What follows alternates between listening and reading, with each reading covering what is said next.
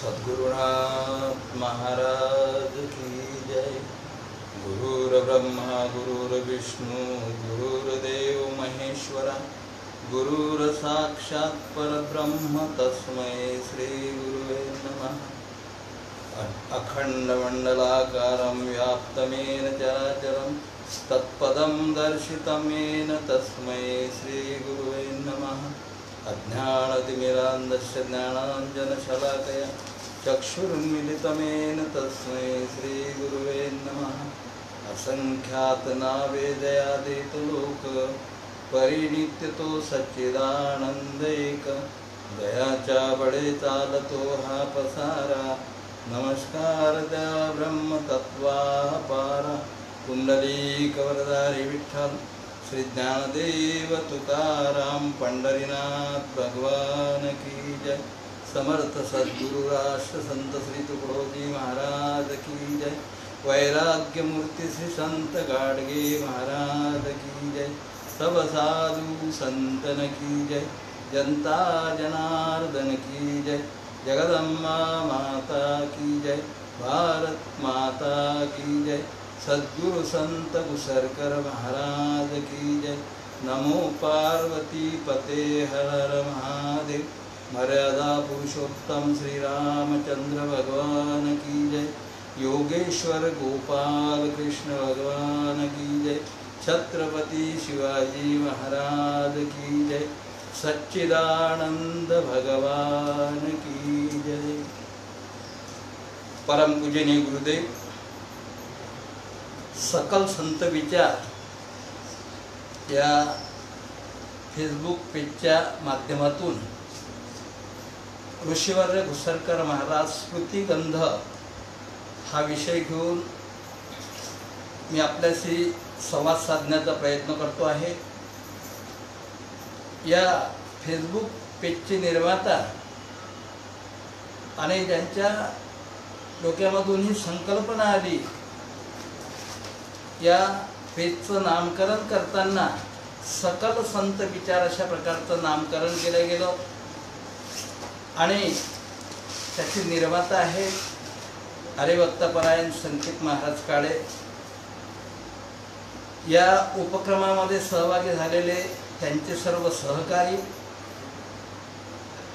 आणि जी मंडळी या लाईव्ह कार्यक्रमाला आता पाहत आहे ती सर्व सज्जन मंडळी, आता माझ्या समवेत असलेले ज्यांनी या उपक्रमाकरता ही मेहनत घेतलेली आहे असे समाज प्रबोधनकार रामपाल महाराज धारकर, श्री नितेश ढेपे, अनंतरेचे ही सर्व मंडळी माझ्या समवेत आहे। काही श्रोते याही ठिकाणी उपस्थित आहेत आणि आपल्याशी संवाद साधण्याच्या दृष्टिकोनातून मी आपल्या समोर या ठिकाणी उपस्थित आहे। विषय आहे ऋषीवर्य घुसरकर महाराज स्मृतिगंध। या फेसबुकच्या माध्यमातून आतापर्यंत अनेक कीर्तनकार प्रवचनकार मंडळींनी आपलं प्रबोधन केलेलं आहे आणि आपल्याशी संवाद साधण्याचा प्रयत्न केलेला आहे आणि आज ही सेवा माझ्याकडे आलेली आहे आणि म्हणून ऋषीवर्य घुसरकर महाराज स्मृतिगंध या विषयाच्या अनुषंगाने मी आपल्याशी संवाद साधू चाहतो। तत्पूर्वी या फेसबुक पेजचं नाव मला खूप भावलं। हरिभक्तपरायण संकेत महाराज काळे यांच्या मुखातून हे शब्द बाहेर पडले आणि ते नियोजन त्यांनी तशा प्रकारचं केलं। हे पेज मला अत्यंत भावलं आणि म्हणून थोडीशी प्रस्तावना करावीशी वाटते। सकल संत विचार। सज्जनो, संतांना जात नसते, धर्म नसतो, पंथ नसतो, संप्रदाय नसतो, याच्या पलीकडे गेलेले संत असतात आणि अखिल मानव जातीच्या उद्धाराकरता या ठिकाणी ते अवतरित झालेले असतात आणि म्हणून अखिल मानव जातीला ते गुरुस्थानी असतात। हे आपण महत्त्वाचं लक्षात घेतलं पाहिजे। त्या भूतलावरती देवाचे अवतार झाले, संताचे अवतार झाले. देवाच्या अवताराला आपण क्रांती अवतार संबोधतो आणि संताच्या अवताराला शांती अवतार संबोधलं गेलं. त्याचं कारणही तसं आहे, कारण देवाने हातामध्ये शस्त्र घेतलं. का घेतलं? कारण देवाच्या अवतरणाचा उद्देश सज्जनांचं रक्षण, दुर्जनांचं निर्दालन आणि धर्माची संस्थापना. आणि म्हणून दुर्जनाचं निर्दालन करण्याकरता त्यांना हातामध्ये शस्त्र घ्यावं लागलं. संताचे अवतार हे शांती अवतार आहेत. त्यांनी कुठल्याही प्रकारचं शस्त्र हातामध्ये घेतलं नाही. त्यांचं अवतरण जडजीवांचा उद्धार करण्याकरता या भूतलावरती झालेलं असते. आणि म्हणून शांतीच्या माध्यमातून, हृदयाला हात घालून, हृदय परिवर्तनाच्या माध्यमातून समाजाची विस्कटलेली घडी बसवण्याचा प्रयत्न संतांनी केलेला आहे. अशा या दोन अवतारामधला फरक, देव अवतार आणि संत अवतार. परंतु एक लक्षात आपण घेतलं पाहिजे की त्या देवाचे निर्गुण निराकाराचे सगुण साकार रूप म्हणजे संत महात्मे. संत आणि देवदान दोहोत नाही भिन्नपण, सूर्य आणि त्याचे किरण नामाभिधाने भिन्न जैशी. संतात आणि देवामध्ये कुठल्याही प्रकारचा फरक नाही. आकाशामध्ये दिसणारा सूर्य आणि या भूतलावरती प्रकाशाच्या रूपाने येणारे त्याचे किरण. आपण लहान मुलाला जरी विचारलं की बाबा ते वर दिसते आहे काय आहे, तो चटकन सांगेल सूर्य आहे. आणि मग प्रकाश किरणाच्या माध्यमातून तो भूतलावरती येतो, आपल्या घरापर्यंत येतो, या सृष्टीवरती येतो. नावं जरी वेगवेगळे असले, सूर्य आणि त्याचे किरण, त्याला किरण म्हटले जाते, परंतु वस्तू मात्र एकच आहे. तसंच देवाचं आणि संताचं आहे. म्हणून देवाचे सगुण साकार रूप म्हणजे संत महात्मे आणि जडजीवाच्या उद्धाराकरता त्यांचं या ठिकाणी अवतरण झालेलं असते. या संतांनी एक चमत्कार सुद्धा केलेला आहे. मला सांगितलं पाहिजे की आपल्या महाराष्ट्रामध्ये संतांची मांदियाळी लाभलेली आहे. भाग्यवान आपण सर्व. ज्ञानेश्वर माऊलीपासून नामदेव महाराज, संत तुकाराम महाराज, एकनाथ महाराज, अलीकडच्या काळामधले संत गाडगे बाबा आणि राष्ट्रसंत तुकडोजी महाराज यांच्यापर्यंत ही मालिका आली. आणि या सर्व संतांनी समाजाच्या उद्धाराचं काम केलं, समाजाच्या कल्याणाचं काम केलं, त्यांना सन्मार्ग दाखवण्याचं काम केलं. आणि म्हणून ज्ञानेश्वर माऊलींनी पसायदानामध्ये मागणं मागितलं. आणि ते मागणं कसं मागितलं? जे खळांची व्यंकटी सांडो तया सत्कर्मी रती वाढो, भूता परस्परे जडो मैत्र जीवांचे. अशा पद्धतचं संतांचं कार्य असते. नाचू कीर्तनाचे रंगी, ज्ञानदीप लावू जगी. संत नामदेव महाराजांनी म्हटलं.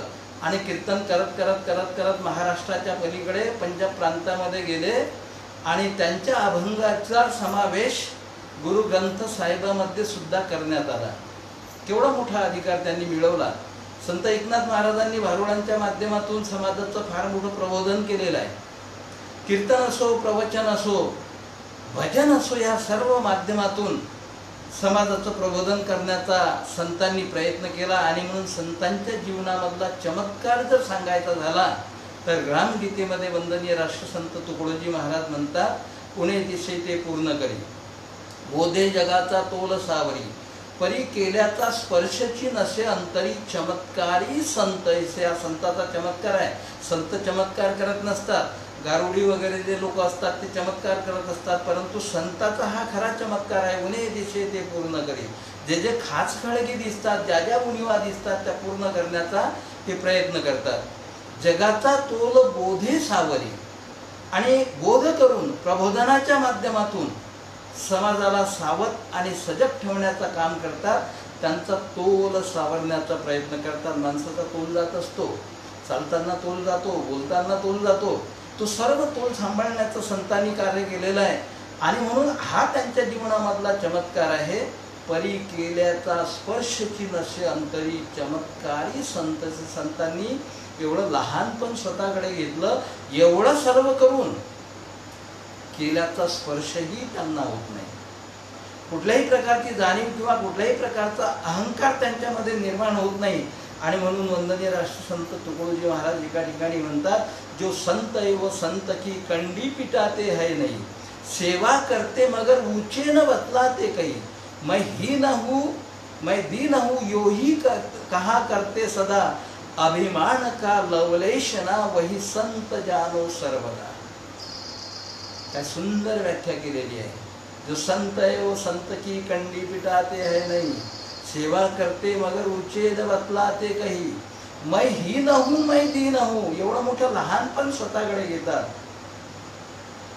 आणि योही कहा करते सदा अभिमान का लवलेशना. लवलेश कशाला म्हणतात? एखाद्या सुईच्या टोकावरती आपण गुंडभर पाणी ओतलं आणि मग त्या सुईच्या टोकावरती केवढं पाणी थांबलेलं आहे हे जर स्पर्श करून पाहण्याचा आपण प्रयत्न केला, त्याची कदाचित जाणीवही आपल्याला होणार नाही. याला लवलेश म्हणतात. एवढाही लवलेश संताच्या ठिकाणी नसतो. एवढा मोठा अधिकार हा संतांचा असतो. आणि आमच्या महाराष्ट्रामध्ये जर ही संतांची मांदियाळी निर्माण झाली आणि म्हणून या संतांचा अधिकार वर्णन करत असताना जगाच्या कल्याणा संतांच्या विभूती देह कष्टभीती परोपकारे. जगाच्या कल्याणाकरता संतांनी आपला देह रिजवला आणि समाजावरती परोपकार करण्याचा प्रयत्न केला. मी अनेकदा सांगून गेलो, अनेकदा बोलावा लागेल, कारण संतांचे विचार नित्यनूतन असतात. कधीही ते माणसाला भावतात. संतांचा ग्रंथ घ्या, तो वाचावाचाच वाटतो. संतांचे विचार ऐकावेसेच वाटतात. त्यांच्यामध्ये नित्य नूतनपणा असतो. आणि म्हणून कुठेही कोणत्याही काळामध्ये संत वचनाचा, त्यांच्या अभंगाचा, भजनाचा कंटाळा कुठल्याही प्राण्याला येऊ शकत नाही, मनुष्य प्राण्याला अर्थात. आणि म्हणून संतांनी ते फार मोठे उपकार समाजावरती करून ठेवलेले आहेत. आणि खऱ्या अर्थानं परोपकाराची जाणीव संतांना झालेली असते, म्हणून ते समाजावरती परोपकार करतात. त्यांचं जीवनच परोपकारी असते. एक सुभाषित आहे, त्या सुभाषितामध्ये सुभाषितकार सुंदर सांगतो, परोपकारार्थ फलंती वृक्षा, परोपकारार्थ बहंती नद्या, परोपकारार्थ दुहंती गावो, परोपकारार्थ इदम शरीरम. वृक्ष फळं देतात परोपकाराकरता, नद्या वाहतात परोपकाराकरता, गाई दूध देतात परोपकाराकरता. आणि परमेश्वराच्या कृपेने, भगवंताच्या कृपेने, कारण जन्माला येणं आपल्या हातामध्ये नाही आहे, त्याच्या कृपेने हे जे शरीर आम्हाला मिळालेलं आहे ते सुद्धा परोपकाराकरता मिळालेलं आहे. आणि म्हणून आम्ही आमचं जीवन परोपकाराकरता खर्ची घातलं पाहिजे, कारण संतांच्या पदचिन्हावरून चालल्यामुळेच आमचं इहपर कल्याण होऊ शकते. आणि तो सन्मार्ग संतांनी आम्हाला दाखवून ठेवलेला आहे. आणि म्हणून त्यांच्या पदचिन्हावरून आम्हाला चालायचं आहे. जीवनामध्ये होईल तेवढा परोपकार करण्याचा प्रयत्न करायचा आहे. जगद्गुरु संत तुकोबाराय तर सांगून गेले, आता ओढलो उपकारापुरता. केवढा मोठा निर्धार, केवढा मोठा संकल्प त्यांचा. अर्थात संतांचं जीवनच त्याच्याकरता असते. आणि संतांनी अनंत उपकार करून ठेवले. हा भक्ती मार्ग जागृत ठेवण्याचा प्रयत्न केला, नवे नवे त्याची निर्मिती केली. आणि म्हणून संत तुकोबरायांच्या शिष्या बहिणाबाई एका कवनामध्ये म्हणतात, ज्ञानदेवे रचिला पाया, उभारिले देवालया, नामातयाचा किंकर तेने केला हा विस्तार, जनार्दनी एकनाथ स्तंभ दिला भागवत, तुका झाला से कळस, भजन करा सावकाश. अशा प्रकारचं वर्णन त्यांनी केलं. आणि कळसाकडे जेव्हा आम्ही पाहतो त्याच्यावरती भगवा ध्वज आम्हाला फडकताना दिसतो कळसाच्या वरती. आणि तो भगवा ध्वज फडकवण्याचा कार्य राष्ट्रसंत तुकडोजी महाराजांनी केलं. आणि म्हणून पूज्य सुदामदादा सावरकर त्यांच्या आरतीमध्ये म्हणतात, ध्वज तू कळसावरी सर्वात्मक गुरुदेवा, डोलले धर्म सारे कैसी अपूर्वती सेवा आरती राष्ट्रसंत. इतकी किमया संतांनी केलेला आहे. एवढे मोठे उपकार संतांनी करून ठेवलेले आहेत. आणि अशा प्रकारचं संतांचं जीवन, तेव्हा त्यांच्यापासून आम्ही सुद्धा काहीतरी घेण्याचा प्रयत्न केला पाहिजे. आणि संतांनी जो मार्ग आम्हाला सांगितला तो मार्ग अनुसरण्याचा आम्ही प्रयत्न केला पाहिजे. आमचं कल्याण होऊ शकते. आणि संतांनी काय केलं? ग्रामगीतेमध्ये वंदनीय राष्ट्रसंत म्हणतात, साधू संत देवधर्म, मानवोद्धाराची त्यांचे कर्म. साधू असो संत असो, ह्या अवस्था आहेत. उपासक ही पहिली अवस्था, तो उपासना करतो. साधक दुसरी अवस्था, तो साधना करतो. साधू तिसरी अवस्था, ते तप करतात, तपश्चर्या करतात. आणि संत ही शेवटची अवस्था, संत जगाचं कल्याण करण्याचा प्रयत्न करत असतात. आणि म्हणून साधू संत देव धर्म, मानवोद्धारची त्यांचे कर्म. मानवोद्धाराचं कर्म करण्याकरता या भूतलावरती संत अवतीर्ण झालेले असतात। आणि म्हणून आम्ही हा विचार लक्षात घेऊन तशा पद्धतीचं आमचं जीवन घडवण्याचा प्रयत्न केला पाहिजे, तशा प्रकारचं आम्ही जगण्याचा प्रयत्न केला पाहिजे आणि संतांकडून अशा प्रकारचं आम्ही काहीतरी घेण्याचा प्रयत्न केला पाहिजे, तेव्हाच आमचं कल्याण होऊ शकतं। जसं संत आणि देवदान दोहोत नाही भिन्नपणा म्हटला गेलेला आहे, तद्वतच ग्रामगीतेमध्ये वंदनीय राष्ट्रसंत तुकडोजी महाराजांनी सुद्धा वर्णन केलेलं आहे की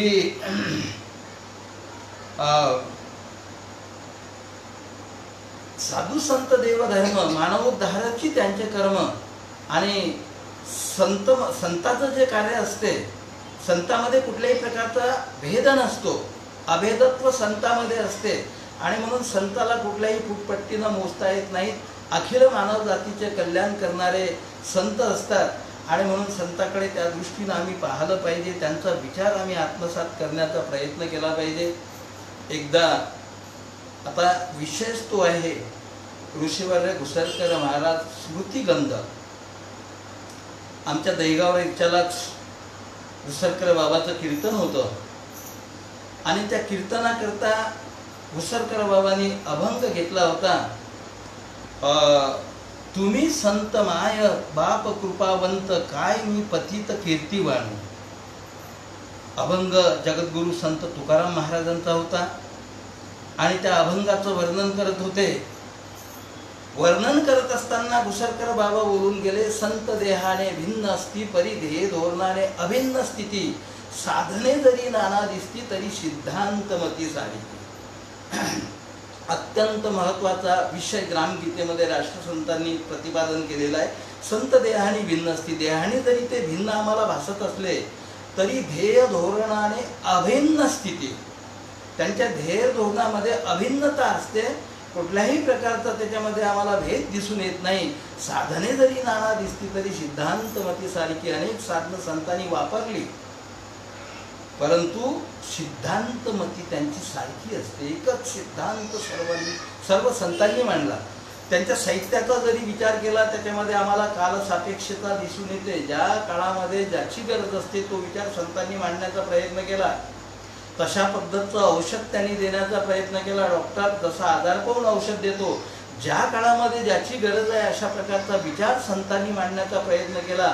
म्हणून देह परत्वे ते भिन्न भिन्न जरी वाटत असले तरी त्यांच्यामध्ये अभेदत्व असते आणि कुठल्याही प्रकारचा भेद त्यांच्यामध्ये नसतो आणि त्याच विषयाच्या अनुषंगानं ते समाजाचा उद्धार कल्याण करण्याचा प्रयत्न करत असतात। घुसरकर बाबा कीर्तनामध्ये बोलत होते आणि माझी स्मृती या ठिकाणी जागृत झाली, तो गंध तुमच्यापर्यंत पोहोचवण्याचा प्रयत्न करतो। घुसरकर बाबा बोलताना कीर्तनामध्ये अनेक दृष्टांताचा उपयोग करायचे, दृष्टांत सांगायचे, त्याचा सिद्धांतही सांगायचे आणि मग तुम्ही संत माय बाप कृपावंत काय मी पतित कीर्तिवाणू या अभंगावरती कीर्तन करत असताना जेव्हा ग्रामगीतेमध्ये उभी आली की संत देहाने भिन्न असती परी ध्येय धोरणाने अभिन्न स्थिती आणि घुसरकर बाबा दृष्टांत सांगायला लागले। सुंदर दृष्टांत घुसरकर बाबांनी सांगितला। गोष्टीमध्ये रोचकपणा असतो, दृष्टांतामध्ये रोचकपणा असतो, सर्वांचे कान टवकारतात आणि मग सर्व बिलकुल आपले प्राण कानामध्ये ऐकून तो दृष्टांत ऐकण्याचा प्रयत्न करत असतात, त्याचा विशेष प्रभाव होत असतो। संत घुसरकर बाबा दृष्टांत सांगायला लागले की एका गावामध्ये एक पुरभैया आला होता।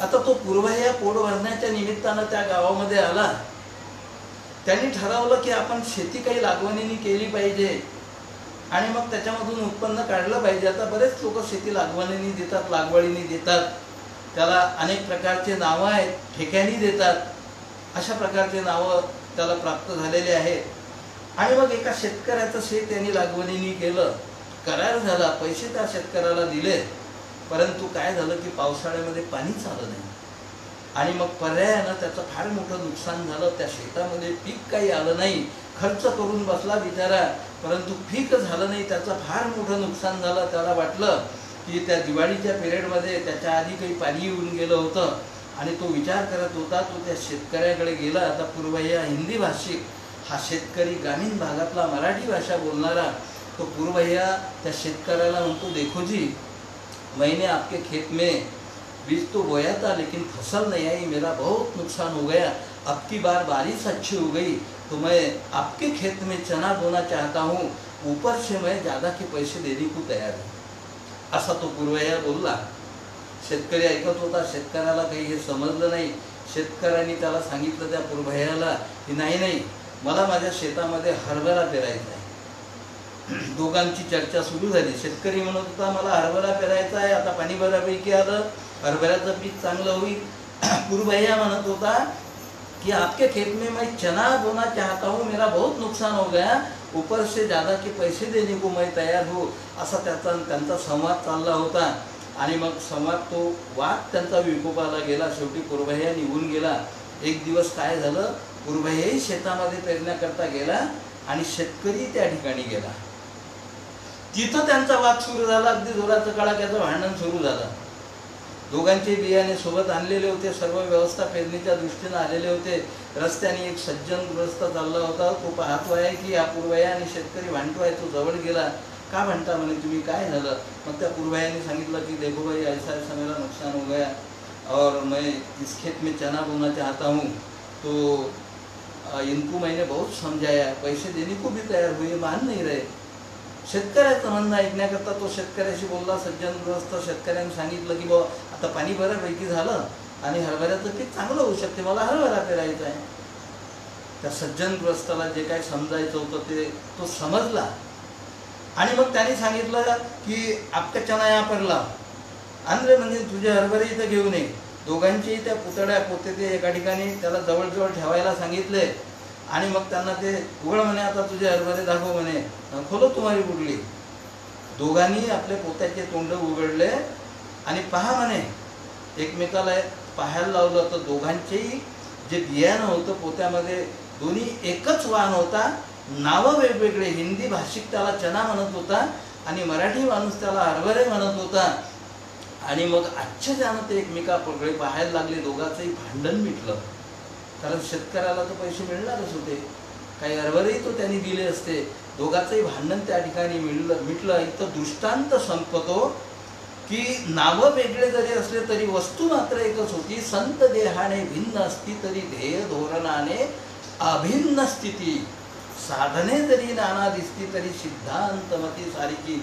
अनेक साधनं संतांनी वापरले.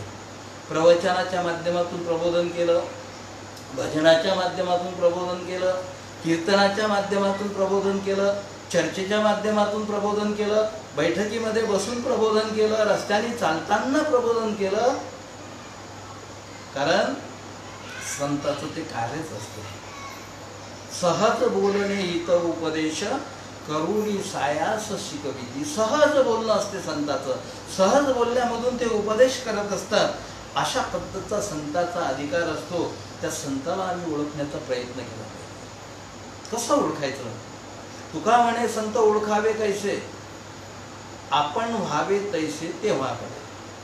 संताला जर ओळखायचं असेल तर आपण त्यांच्यासारखं होण्याचा प्रयत्न केला पाहिजे. म्हणजे संताची ओळख आम्हाला पटू शकते. वंदनीय राष्ट्रसंत तुकडोजी महाराज म्हणतात, संत होण्याकरता सत्याचा अंत लावावा लागतो. सत्याचा अंत त्यांनी लावलेला असतो. एवढी मोठी तपश्चर्या त्यांच्या जीवनामध्ये झालेली असते. अनोख जन्मजन्मीचे, जन्मोजन्मी आम्ही बहु पुण्य केले, तेव्हा या विठ्ठले कृपा केली. है लाख सालों की उम्र इस दिशा में मैं चला, चाहे तो बदले अनेक उद्देश से महिना डला, राष्ट्रसंत म्हणतात. आणि जन्मजन्मी आम्ही बहु पुण्य केले, संत नामदेव महाराज म्हणतात. फार मोठी पराकाष्ठा, शिकस्त आणि तपश्चर्या या संतांनी केलेली असते अनेक जन्मामध्ये. आणि म्हणून त्या संतांना ओळखण्याकरता आम्हाला त्यांच्यासारखं होण्याचा प्रयत्न करावा लागेल. आणि जोपर्यंत आम्ही एखाद्या गोष्टीला जाणणार नाही तोपर्यंत त्या गोष्टीला मानणार सुद्धा नाही. परीस परीस परीस परीस जर कोणी म्हणत गेला तर आम्हाला त्याचं काही असं अप्रूप वाटणार नाही, महत्त्व वाटणार नाही. परंतु जेव्हा लोखंडाला स्पर्श झाल्यानंतर त्याचं सोन्यामध्ये रूपांतर होते, हे जेव्हा कळते याची जाणीव झाल्यानंतर तो व्यक्ती त्या परिसराला मानायला लागतो. संताला मानण्याकरता सुद्धा आम्हाला त्यांच्यासारखं व्हावं लागेल. आणि म्हणून मी हे सुद्धा अनेकदा बोलून गेलो की आपण संताला मानतो, संताचं मानत नाही म्हणून बिघाड झालेला आहे. जसं आम्ही संताला मानतो तसं आम्ही संताचं मानलं पाहिजे. आमचं कल्याण झाल्याशिवाय राहणार नाही. सज्जन हो, प्रस्तावनेच्या रूपानं या पेजचं नावच मोठं सुंदर आहे. मला ते खूप भावलं. मी हरिभक्तपरायण संकेत महाराज काळेंना धन्यवाद देईन, त्यांचं अभिनंदन करेल, त्यांच्या सहकार्यांचं अभिनंदन करेल. आणि म्हणून सकल संत विचार अशा प्रकारचं या पेजचं नाव असल्यामुळे मला ही थोडीशी प्रस्तावना करावीशी वाटते. परंतु प्रस्तावना करत असताना एक स्मृतीचा सुगंध सुद्धा तुमच्यापर्यंत मी पोहोचवण्याचा प्रयत्न केला. संत घुसरकर बाबांच्या कीर्तनाच्या त्या प्रसंगाच्या माध्यमातून. तर हा जो माझ्याकडे विषय आलेला आहे, ऋषीवर्य घुसरकर महाराज स्मृतिगंध. जे संताचं कार्य करतात, एक दिवस ते संत होतात. संत कबीरांनी तर त्याच्याही पलीकडे सांगितलं, पशु की होत पनाया नरका कशु न होय, नरकर्णी करे सो नरका नारायण होय. याच जीवनामध्ये नराचा नारायण होण्याची संधी आम्हाला उपलब्ध होऊ शकते. याच जीवनामध्ये करणी करता विवेके पूर्ण नरची होय नारायण. प्रारब्ध आणि परिस्थिती जाण वाट देती तयाशी हे किमया घडू शकते. हे राष्ट्रसंत तुकडोजी महाराजांनी सांगितले. ह्याच जीवनामध्ये नराचा नारायण होऊ शकतो. आणि जीव हा ईश्वराचा अंश, तो जितका करी आपुला विकास तितका उच्च अवतार पदास याच लोकी जातसे राष्ट्रसंतांनी म्हटलेलं आहे. ईश्वराचा अंश आहे. आम्हाला ईश्वराचं आकर्षण काय आहे, देवाचं आकर्षण काय आहे, देवदर्शनाची आवड काय आहे आम्हाला? कारण आम्ही त्याचे अंश आहोत. आमच्यामध्ये जे चैतन्य आहे, ज्याला आम्ही आत्मा म्हणतो, ज्याला जीव म्हणतो, तो परमात्म्याचा अंश आमच्यामध्ये आहे, शिवाचा अंश आमच्यामध्ये आहे. आणि म्हणून देवाचं आकर्षण आम्हाला आहे. आणि म्हणून जीव हा ईश्वराचा अंश, तो जितका करी आपुला विकास तितका उच्च अवतार पदास याच लोकी जातसे. एवढी मोठी संधी याच जीवनामध्ये उपलब्ध होते. आणि म्हणून आमचे प्रयत्न त्या दृष्टीनं असले पाहिजे. तर संत घुसरकर बाबा त्यांचं जीवन तर समर्पित होतं, समर्पण करून टाकलं होतं त्यांनी. 6 डिसेंबर 1942 अकोला जिल्ह्यातील घुसर गावामध्ये माता पार्वती आणि पिता शामरावजी यांच्या कुळात, त्यांच्या पोटी त्यांचा जन्म झाला. सामान्य कुटुंब, धनवान जरी नव्हते तरी वतनदार ते होते. त्या गावचं वतन त्यांच्याकडे होतं, पाटीलकी त्यांच्याकडे होती, घरची परिस्थिती गरिबीची. आणि अशा कुटुंबामध्ये 6 डिसेंबर 1942 घुसरकर बाबाचा जन्म झाला. नामकरण महादेव करण्यात आलं. नामदेव, महादेव, सहदेव आणि बहीण केसर अशा प्रकारचं एक कुटुंब. आई, वडील, आजी हे सर्व घरी राहत होते.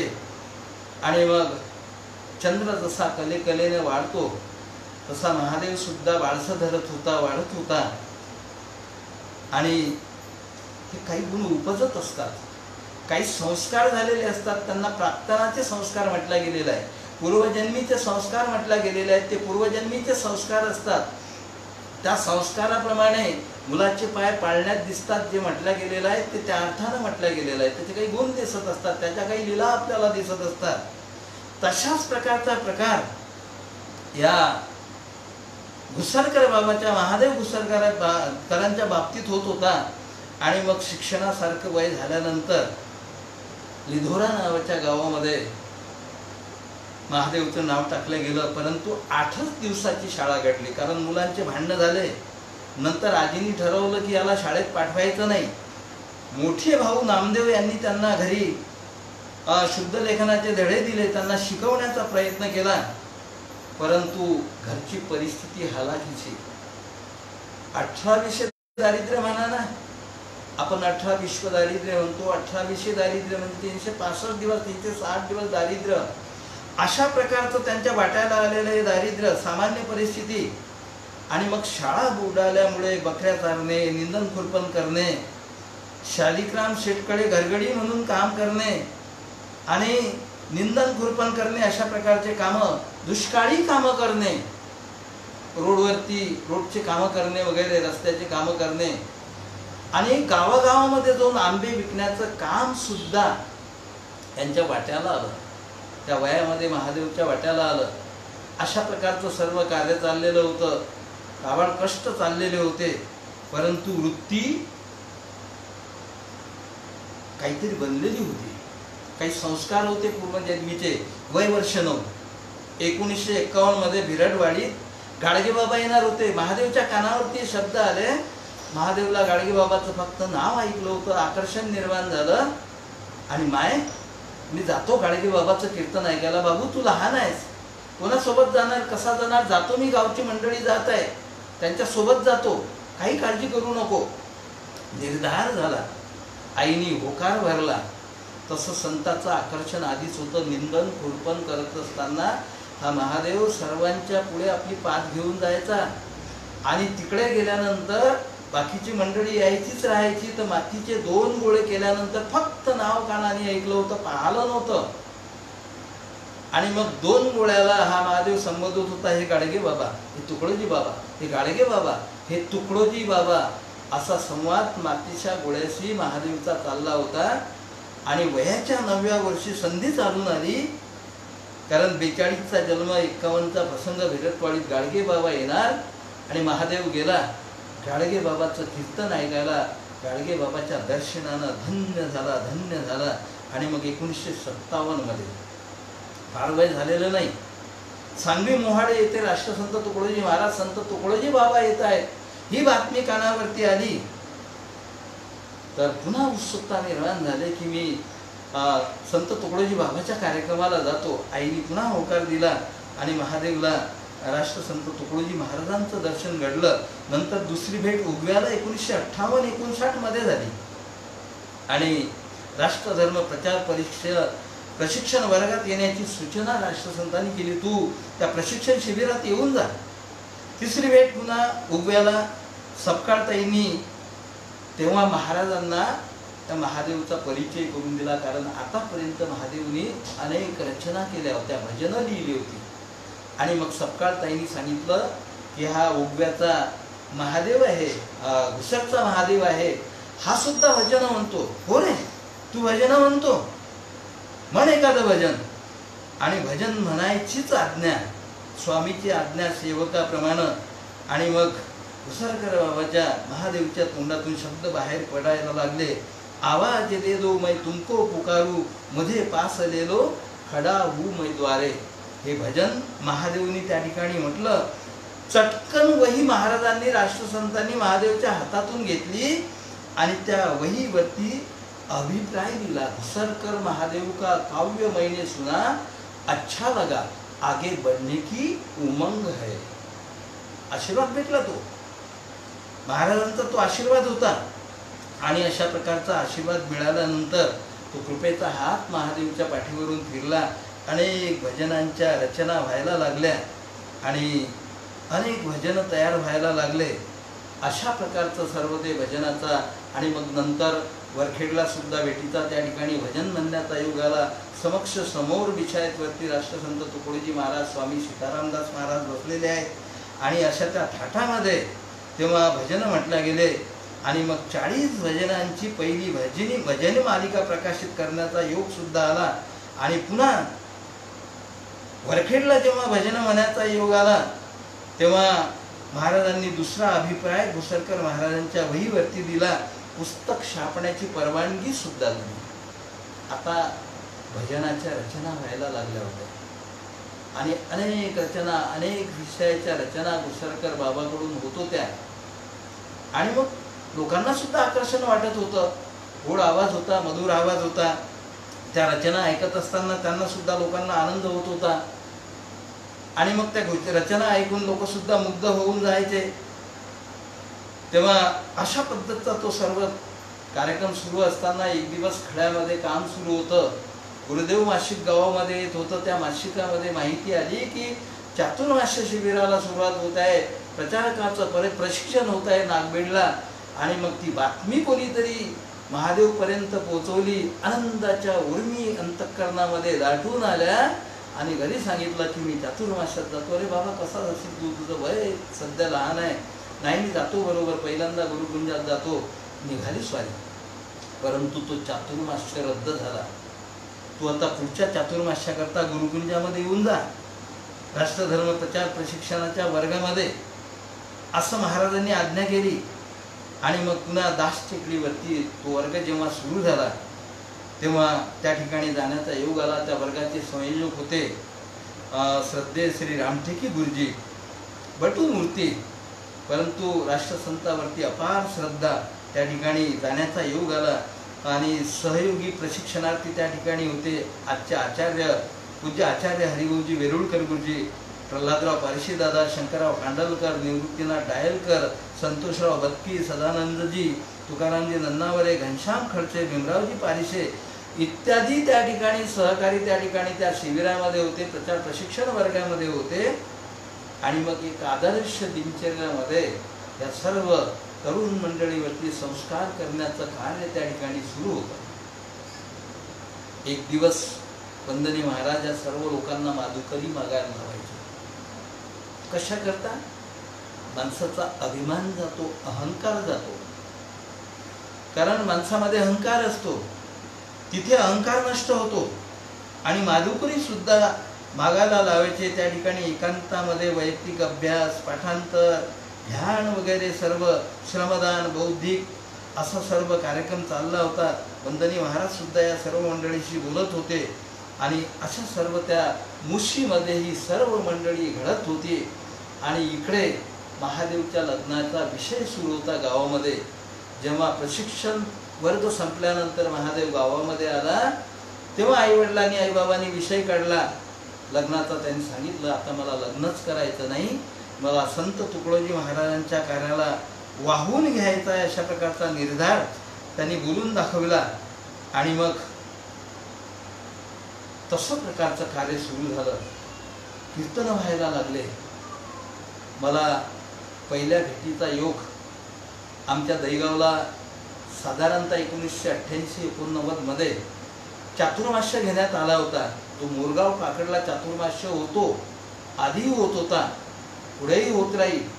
तो त्या वर्षी आमच्या गावामध्ये घेण्यात आला होता. फारशा मंडळीशी परिचय नव्हता, परंतु त्या ठिकाणी पहिल्यांदा भेटीचा योग आला. आणि मग अनेकदा नंतर दर्शनाची योग येत गेले. त्याच्याही आधी एकदा पत्रव्यवहार करून दहीगावच्या कार्यक्रमाकरता मी पत्रव्यवहार केला होता. परंतु तिकडून कवी घुसरकर अशा प्रकारचं नामाविधान तेव्हा त्यांना होतं, त्यांचं उत्तर आलं नाही, कवी महर्षा घुसरकरांचं. आणि मग उत्तर न आल्यामुळे आम्ही दुसरा कार्यक्रम लावला. परंतु ठरल्या दिवशी घुसरकर बाबा गावात उपस्थित झाले. परिचय नव्हता, आले, पैजामा शर्ट, तो सावळा वर्ण, उंची चांगली, तेव्हा प्रकृती अशी फार हे नव्हती, म्हणजे किरकोळ प्रकृती होती. आणि मग ती मूर्ती पाहिल्यानंतर आम्ही परिचय विचारला, त्यांनी परिचय दिला आपला. अरे म्हटलं तुमचं उत्तर आलं नाही, मी कार्यक्रम लावून घेतला. हरकत नाही असं ते बोलले. रात्रभर मुक्काम झाला. आता आठवत नाही मला जाताना आम्ही त्यांना प्रवास खर्च दिला की नाही, आठवत नाही. परंतु पहिली भेट तेव्हा झाली होती. आणि खरी भेट मग चातुर्मास्यामध्ये झाली. आणि मग चातुर्मास्याच्या भेटीनंतर खरं नातं जुळलं. जेव्हा घुसरकर बाबा मठाधिपती झाले, महर्षी वाल्मिकी मठ संस्थानचे सामद्याच्या 30 ऑक्टोबर 1986 त्या ठिकाणी यज्ञकुंड संतुष्ट झाला. आणि त्या संस्थानचे मठाधिपती म्हणून त्यांचा पदाभिषेक करण्यात आला. अनेक लोकांची त्या ठिकाणी उपस्थिती होती. आपणा ऐकणाऱ्यापैकी अनेकांना तो प्रसंग माहिती असेल. परंतु एक अट त्याच्यापूर्वी त्यांनी घातली होती त्या ठिकाणी की मी श्री गुरुदेव स्वामी मंडळाचा प्रचारक आहे, मी प्रचार कार्य सोडणार नाही. तर सर्व लोकांनी त्या गोष्टीला मान्यता दिली. आणि मग मठ संस्थांचा तो मठाधिपतीमधून कारभार पाहत असताना प्रचाराचं कार्य सुद्धा सुरू होतं. प्रचाराच्या कार्यामध्ये त्यांनी खंड पडू दिला नाही. अनेक रचना एव्हाना तयार झाल्या होत्या. समाजाचं प्रबोधन सुरू होतं. मठाच्या जीर्णोद्धाराचं कार्य हाती घेतलं आणि प्रबोधनाचं कार्य सुद्धा घुसरकर बाबाकडून सुरूच होतं. तेव्हा मठाधिपती झाल्यानंतर कार्याचा व्याप वाढला आणि अशा त्या कार्याच्या व्यापामध्ये प्रचाराचं कार्य सुद्धा सुरू होतं. राष्ट्रसंत तुकडोजी महाराजांचा फार अल्प परिचय आतापर्यंत झाला होता, पण धाडस होत नव्हतं बोलण्याचं, त्यांच्या जवळ जाण्याचं. आणि म्हणून तो प्रचार वर्ग संपल्यानंतर यांचं वय बाहेर फिरण्यासारखं झालं. राष्ट्रसंतांनी यांना आज्ञा केली होती की आता तुम्ही प्रचार कार्याकरता बाहेर पडलं पाहिजे. आणि मग ही सर्व मंडळी प्रचार कार्याकरता बाहेर पडलेली होती. आणि अशातच घुसरकर महाराज भंडाराला प्रचारात कोरदोला मुक्कामी होते.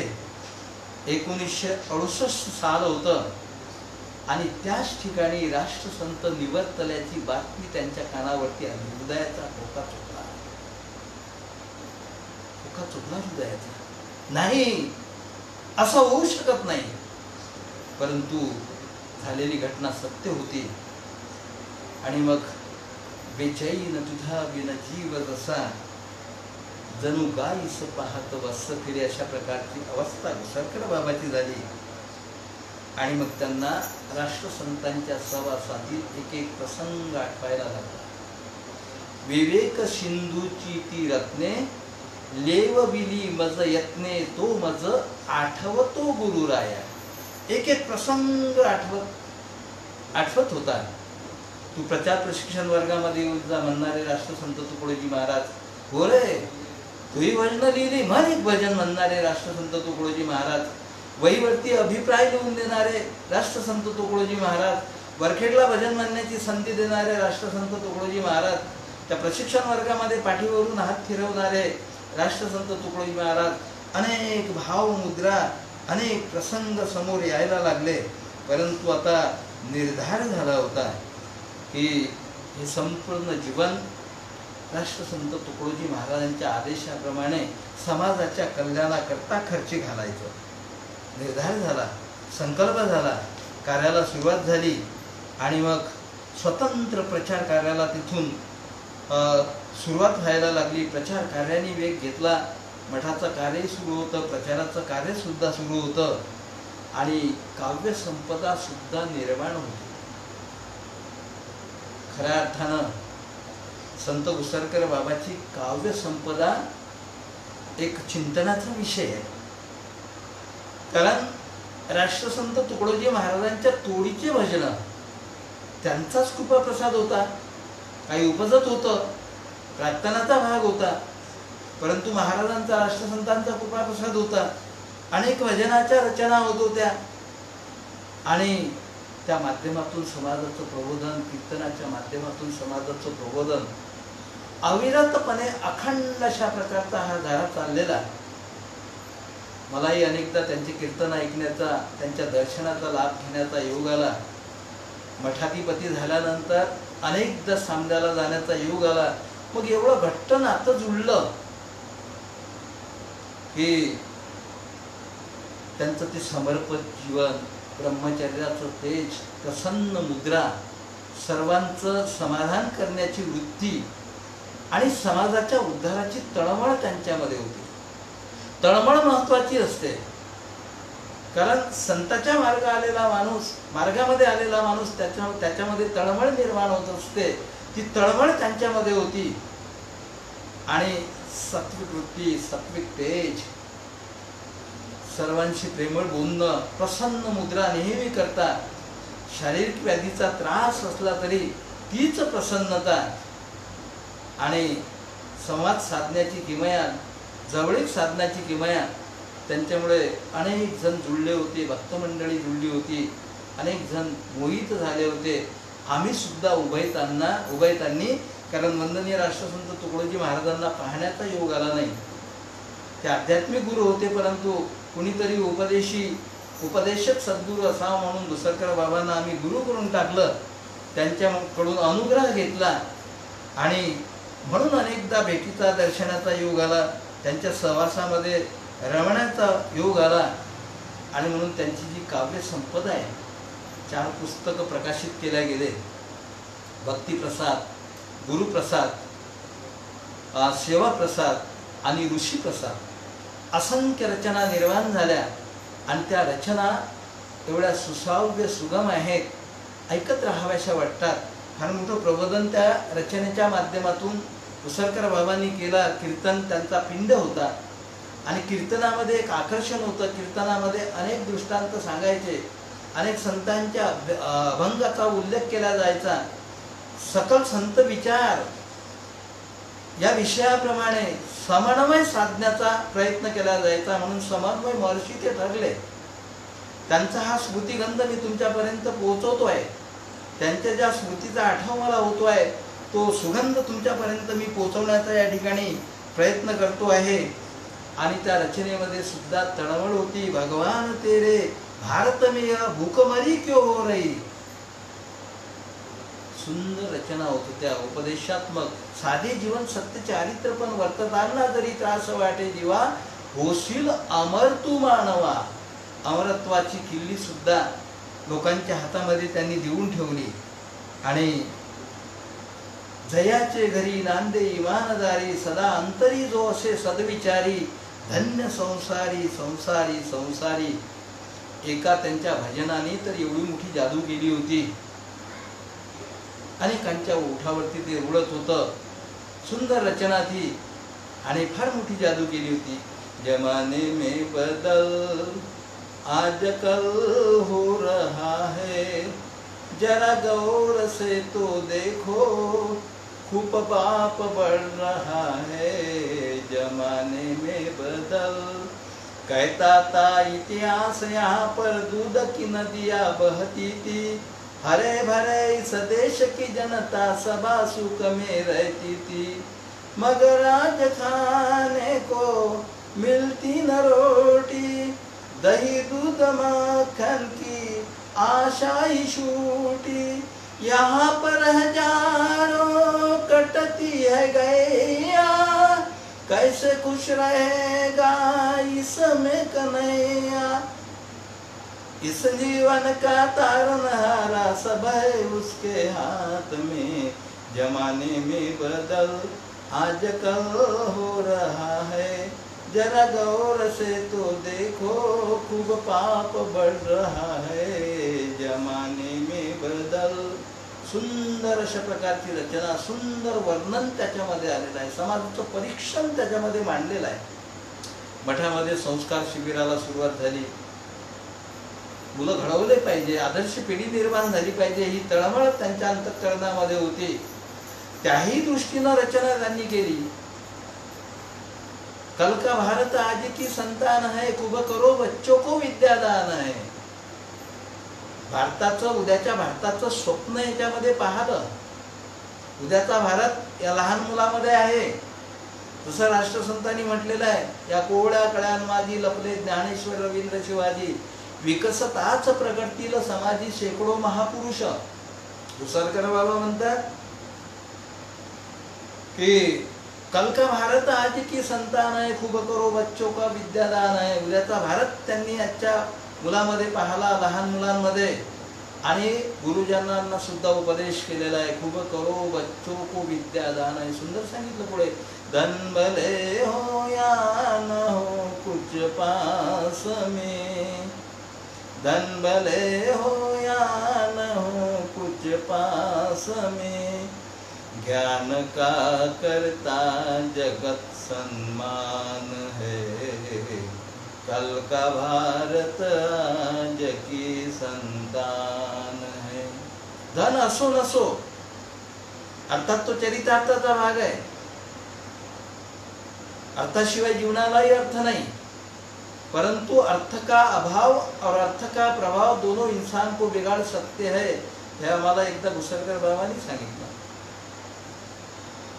अर्थाचा, पैशाचा अभाव निर्माण झाला, तिथे माणूस बिघडू शकतो. बुभुक्षिता किम न करोती पापम, असं होऊ शकते. आणि अर्थाचा अर्थ पैशाचा प्रभाव जर निर्माण झाला, खूप पैसा जवळ आला, तर तिथेही माणूस बिघडू शकतो. असंख्य उदाहरणं सांगता येतील. आणि म्हणून धन भले होयानो पासमे ज्ञान का करता जगत सन्मान आहे. फुलाचा सुगंध ज्या दिशेला वारा वाहतो त्याच दिशेला वाहतो, परंतु कर्तृत्ववान माणसाच्या कीर्तीचा सुगंध दाही दिशांना दरवळत असतो. उसरकर बाबा एक सुभाषित सांगायचे कीर्तनामधून, स्वगृहे पूज्यते मूर्ख, स्वग्रामे पूज्यते प्रभू, स्वदेशे पूज्यते राजा, विद्वान सर्वत्र पूज्यते. मूर्ख माणूस असेल, कसाही वागत असेल, घरातल्या लोकांना त्याचा त्रासही असेल, परंतु कुटुंब प्रमुख आहे, काय करावं याचं. आणि म्हणून त्याचा मान आदर सन्मान फक्त त्याच्या कुटुंबामध्ये होईल. स्वगृहे पूज्यते मूर्ख. एखादा श्रीमंत व्यक्ती असेल, दानधर्म करत असेल, गोरगरिबांना मदत करत असेल, गावाच्या उपयोगी पडत असेल, त्याचा सन्मान, त्याची पूजा गावामध्ये होईल. एखादा न्यायप्रिय राजा असेल, प्रजाहित दक्ष असेल, त्याच्या नगरीमध्ये त्याचा सन्मान होईल. इतर काही नगरीमध्ये त्याचा सन्मान होईल, त्याची पूजा मानल्या जाईल. परंतु विद्वान सर्वत्र पूज्यते. विद्वान व्यक्तीची सर्वत्र पूजा होत असते. आणि संतांच्या बाबतीत तर काय सांगावं. लोक धनवानांना पुसेना, लोक सत्तेची ओळखेना, परवी सेवाधाऱ्याच्या चरणा पूजू लागती गौरव.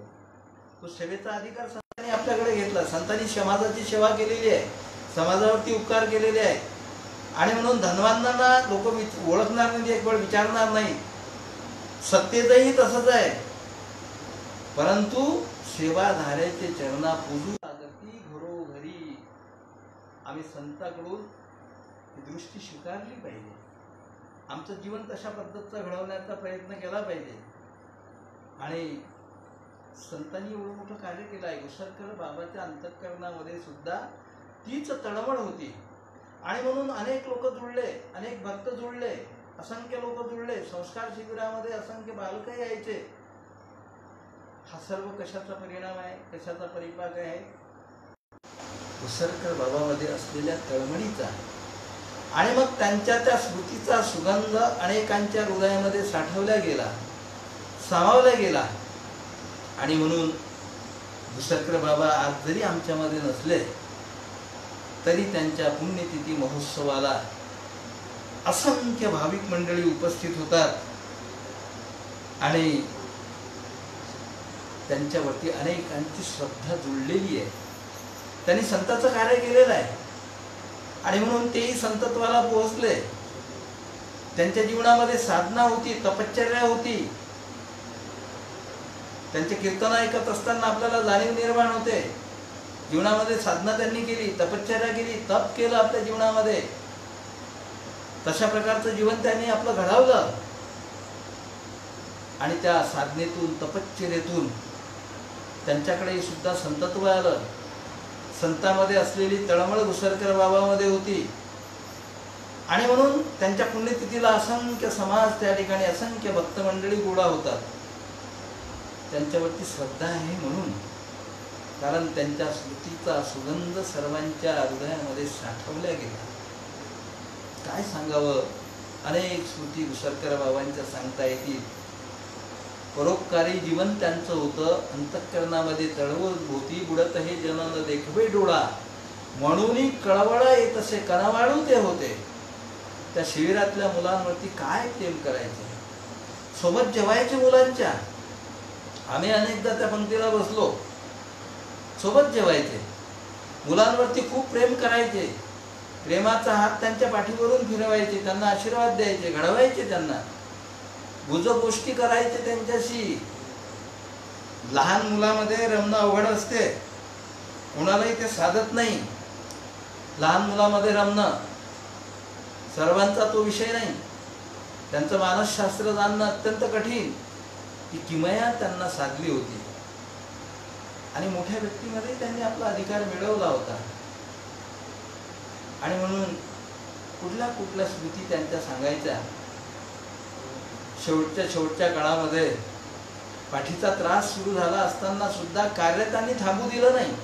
प्रचाराचं कार्य सुरू होतं, मठसंस्थांच्या जीर्णोद्धाराचं कार्य सुरू होतं, समाज संघटनेचंही कार्य सुरू होतं. अविरतपणे कार्य त्यांचं सुरू होतं. पुढेही कार्य करत असताना ते थांबले नाही आणि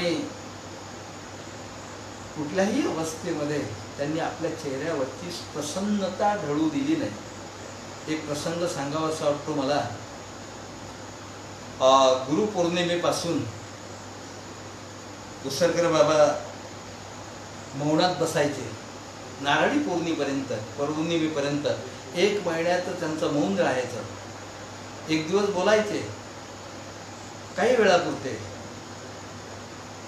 कारण संस्थांचा कारभार आहे, इतर काही महत्त्वाचे कामं आहेत त्या दृष्टिकोनातून.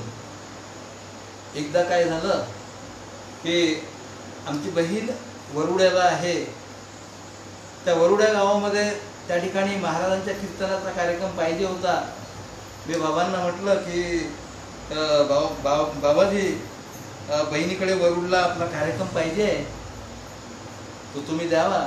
आणि गुरुपौर्णिमेचा दिवस होता. ते म्हणाले, मला ते मनोहर भाऊच म्हणायचे, भाऊ म्हणायचे. मी त्यांना अनेकदा म्हटलं मला तुम्ही भाऊ म्हणत जाऊ नका, कारण मला ते गुरु होते, माझे सद्गुरू होते, पण ते भाऊच म्हणायचे.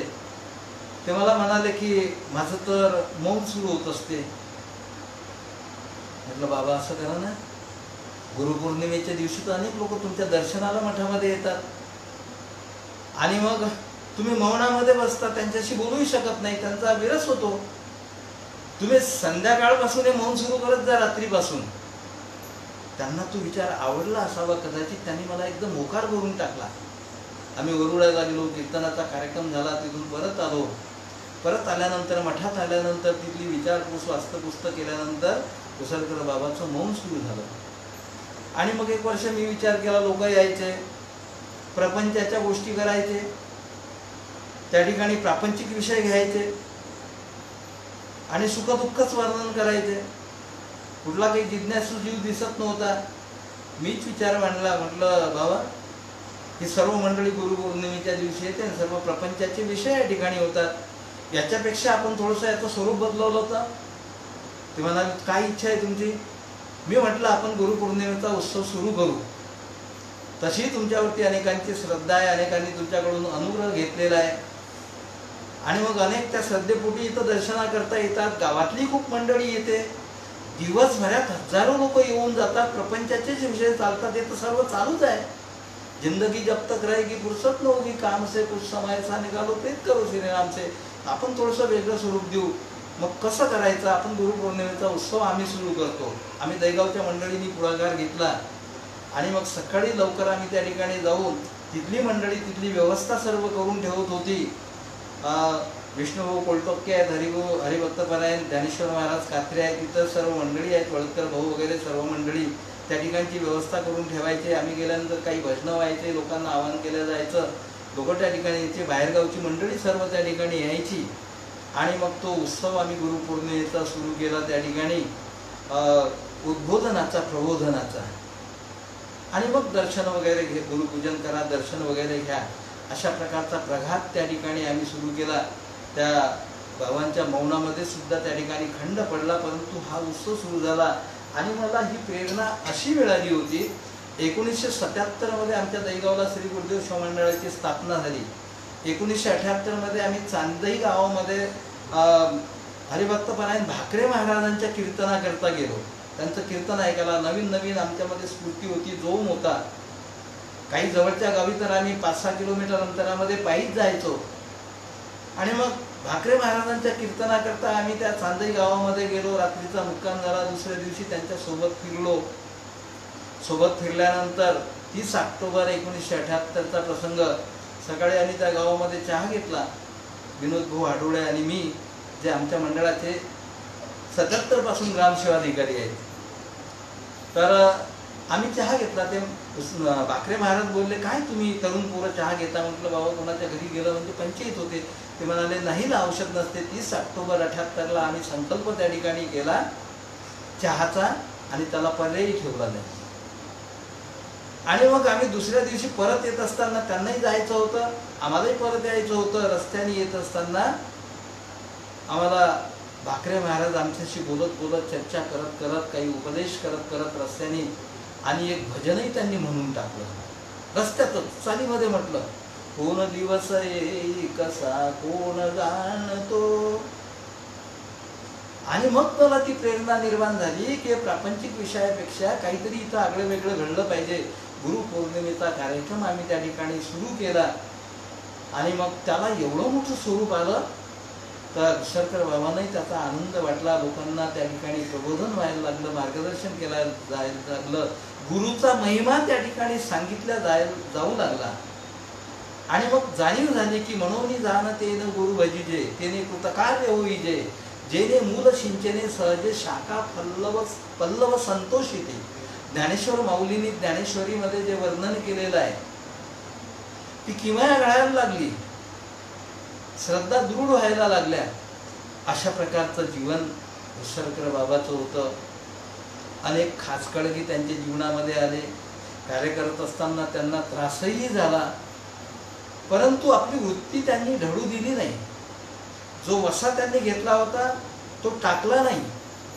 प्रबोधनाचं कार्य सुरू ठेवलं, मठात मठ संस्थांचंही कार्य सुरूच होतं, लोक जोडवण्याचं कार्य सुद्धा सुरू होतं. आणि मग नंतर तर त्यांनी राष्ट्रधर्म प्रचार प्रशिक्षण संस्थेचं, विद्यालयाचं व्यवस्थापक पदाची जबाबदारी त्यांच्यावरती आली. त्या शिबिराच्या कालावधीचा व्यवस्था करण्याचं सुद्धा त्यांनी आपल्याकडे स्वीकारलं. अशा पद्धतीचं, कारण ती तळमळ अंतःकरणामध्ये होती. संतांमध्ये तळमळ असते, ती तळमळ संतांमध्ये असते, आणि म्हणून समाजाचं कल्याण हित करण्याचा ते प्रयत्न करत असतात. परंतु बाबा आमच्यामधून लवकर निघून गेले. आतापर्यंत खूप रचना झाल्या असत्या. आता जो सध्या काळ सुरू आहे, कोरोनाचा प्रादुर्भाव, या कोरोनावरती रचना झाल्या असत्या, समाजाचं प्रबोधन त्याच्यामधून झालं असतं, आणि अनेक प्रकारच्या रचना लिहिल्या गेल्या असत्या. सुंदर सिनेमाच्या चालीमध्ये या देशाला, समाजाला कोणत्या माणसाची गरज आहे त्याचं वर्णन सुंदर सिनेमाच्या चालीवरती रचना करायचे, आणि सुंदर वर्णन त्याच्यामधून ते करायचे. इस देश के विकास को इंसान चाहिए, इंसान चाहिए मगर ईमान चाहिए. इस देश के विकास को इंसान चाहिए. केवढी मोठी सुंदर रचना. या देशाला माणसाची गरज आहे, परंतु कोणत्या? प्रामाणिक माणसाची गरज आहे, इमानदार माणसाची गरज आहे. इंसान ते उचल गए करके ऊंचा वतन, अब शेष रह गए वो है अपने में ही मगन. वीर भगत सिंह सुभाष के सम कुर्बान चाहिए. इस देश के विकास को इंसान चाहिए. अरमाती पूज्य गांधी की मिट्टी में मिल रही, घर घर खुली शराब तो अब सर पे चढ़ गई. बंद हो सभी शराब खाने, फरमान चाहिए. इस देश के विकास को इंसान चाहिए. शेवटच्या कडव्यामध्ये दुःख व्यक्त करतात. तब तो सही सुधार की है आशा भविष्य में, नहीं तो ये किस्ती जा रही है डूबते धीमे धीमे. कहे दास गुसर कर समझ लो बलिदान चाहिए. इस देश के विकास को इंसान चाहिए. इंसान चाहिए मगर ईमान चाहिए. केवढी मोठी तळमळ, अगदी धार्मिक, आध्यात्मिक, सामाजिक, सांस्कृतिक, शैक्षणिक आणि राष्ट्रीय विषयावरती शंकर बाबांनी रचना केलेल्या आहे. या कोरोनाच्या काळामध्ये या परप्रांतीय मजुरांचं दुःख त्यांनी पाहिलं असतं. अंतःकरण पिळवटून गेलं असतं त्यांचं. आणि कदाचित ती रचना जर त्यांनी ऐकली असती. एक मजूर आमच्या देशाच्या पंतप्रधानांना विनंती करतो आहे, तळमळीनं कळकळीनं विनंती करतो आहे, आणि त्या सिनेमाच्या चालीवरती ती रचना आहे. त्या मजुराच्या मुखातून शब्द बाहेर पडतात, हम मजदूरों को गाँव हमारे भेज दो सरकार, सूना पड़ा घर द्वार. हम मजदूरों को गाँव हमारे भेज दो सरकार, सूना पड़ा घर द्वार. मजबूरी में हम सब मजदूरी करते हैं, इस पेट के कारण शहरों में भटकते हैं. जो लेकर आए हमको ही छोड़ गए मझधार, सूना पड़ा घर द्वार. हम मजदूरों को गाँव हमारे भेज दो सरकार, सूना पड़ा घर द्वार हमारा, सूना पड़ा घर द्वार. ही रचना जर त्यांनी ऐकली असती, अंतःकरण पिळवटून गेलं असतं आणि काय शब्द त्यांच्या मुखातून बाहेर पडले असते आपण कल्पना करू शकतो. करुणामय अशा प्रकारच्या त्यांच्या अनेक रचना आहेत. परंतु दिनांक 28 डिसेंबर 2008 राष्ट्रसंत सेवा समिती अकोलाच्या वतीनं वंदनीय राष्ट्रसंत श्री तुकडोजी महाराजांच्या पुण्यतिथी महोत्सवाचं आयोजन होतं. घुसरकर बाबांना दरवर्षी निमंत्रण राहायचं. घुसरकर बाबा गेले, उद्घाटनाच्या कार्यक्रमामध्ये बोलले, सामुदायिक प्रार्थनेवरती भाषण केलं आणि रात्रीला त्यांचाच कीर्तनाचा कार्यक्रम होता. 3 सत्रामध्ये घुसरकर बाबा त्या ठिकाणी बोलले आणि कीर्तनाकरता उभे राहिले. अभंग घेतला, कधी काय होय कोण सांगे असे, म्हणून मानसी लीन व्हा. हा अभंग कीर्तनाकरता घेतला होता आणि हा अभंग त्यांच्याच करता खरा ठरेल असं कुणालाही वाटलं नव्हतं. 28 डिसेंबर 2008ला घुसरकर बाबांनी ये रोखीची यात्रा संपवली. ते आमच्यामधून निघून गेले. अत्यंत दुःखद प्रसंग. अनेकांचे हृदय हेलावले, डोळ्यांना अश्रूच्या धारा लागल्या. परंतु तो नियतीचा खेळ होता. असं म्हणतात की काळ कोणासाठी थांबत नाही. आजपर्यंत आम्हाला खूप खुराक मिळाली असते. अनेक स्मृती घुसरकर बाबांच्या त्यांच्या जीवनामध्ये घडून गेलेल्या आहेत, सांगण्यासारख्या आहेत. आणि जीवनच विशाल त्यांचं होतं, समर्पित जीवन होतं. निर्धार त्यांचा झाला होता. त्या चातुर्मास शिबिरामध्ये गेल्यानंतर त्याच्यावर प्रशिक्षण वर्गामध्येच त्यांचा निर्धार झाला होता आणि तो निर्धार त्यांनी आजीवन कायम ठेवला. अत्यंत तळमळीपोटी समाजाच्या उद्धाराचं कार्य त्यांनी केलं. आणि म्हणून जे संताचं कार्य करतात ते सुद्धा संत ठरत असतात. घुसरकर बाबा सुद्धा संत ठरले आणि अशा प्रकारचं ते ऋषीची गादी सांभाळल्यामुळे त्यांना महर्षी म्हटलं जायचं, ऋषीवर्य म्हटलं जायचं. असं त्यांच्यामध्ये संतत्व होतं, निर्माण झालं होतं. होते नराचा नारायण जर होऊ शकतो तर असं त्यांचं जीवन तर अगदी अत्यंत शुद्ध होतं. कुठला तरी प्रार्थनाचा भाग सुद्धा त्यांच्या जीवनामध्ये होता. आणि म्हणून अशा अनेक प्रसंग त्यांच्या जीवनामध्ये घडून गेले. खूप मोठं विशाल आणि अफाट कार्य त्यांनी केलं. अनेकांच्या हृदय सिंहासनावरती त्यांनी आपलं अमिट अशा प्रकारचं स्थान मिळवलं. असे संत घुसरकर बाबा, त्यांच्या अनेक स्मृती आहेत. शक्य झाल्या तेवढ्या स्मृती आपल्यासमोर या ठिकाणी मी वर्णन करण्याचा प्रयत्न केला. त्या स्मृतीचा सुगंध आपल्यापर्यंत पोहोचवण्याचा प्रयत्न केला. अनेक मंडळी मी संवाद साधत असताना ऐकत असेल, त्या सर्वांच्या प्रती मी कृतज्ञता प्रकट करतो. आणि विशेष करून हरिभक्तपरायण संकेत महाराज काळे यांनी या फेसबुक पेजच्या माध्यमातून ही संधी उपलब्ध करून दिली. मी आधीच बोललो की सुंदर अशा प्रकारचं नामाभिधान, एक योजकता त्याच्यामध्ये आहे, सकल संत विचार, एक समन्वयाची दृष्टी त्याच्यामध्ये आहे आणि समन्वय असला पाहिजे. कारण त्याचं कारण असं आहे, हे जगच विष्णुमय आहे आणि म्हणून संतांना आम्हाला जात धर्म पंथ संप्रदायाच्या पलीकडे पाहायचं आहे. अखिल मानव जातीच्या कल्याणाकरता त्यांचं अवतरण झालेलं असते आणि म्हणून विष्णुमय जग, वैष्णवांचा धर्म, भेदाभेद, भ्रम, अमंगळ ही दृष्टी आम्हाला सुद्धा प्राप्त झाली पाहिजे. तोच विचार सकल संत विचार या फेसबुक पेजच्या माध्यमातून समाजापर्यंत पोहोचवण्याचं कार्य केल्या जात आहे. गोस्वामी तुलसीदासांनी सुद्धा म्हटलं की हे जगच सिया राममय सब जग जानी, करहु प्रणाम जोर जुग पाणी. प्रणाम करा म्हणतात दोन्ही हात जोडून. अशा प्रकारचा हे जग विष्णुमय आहे.